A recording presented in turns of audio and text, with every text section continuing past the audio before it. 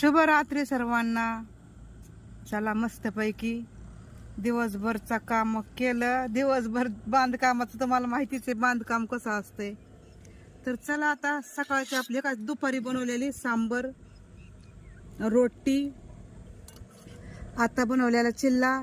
चिल्ला म्हणजे ते काय म्हणतात, बेसन पोळी, छानपैकी दही.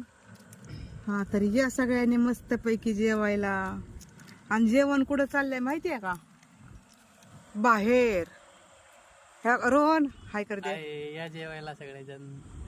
रिशू तर हा अच्छा, ऋषीने काही वरती कपडे घातलेले नाहीयेत. तर हे बघा ऋषीचं पण मस्तपैकी जेवण चाललेलं आहे. हे बघा रिशू हाय तर करते. हाय. हा हाय करतोय बर का. हा हाय हाय. बाकी आम्ही बघा हो का वर बसलेलो आहे छतवर.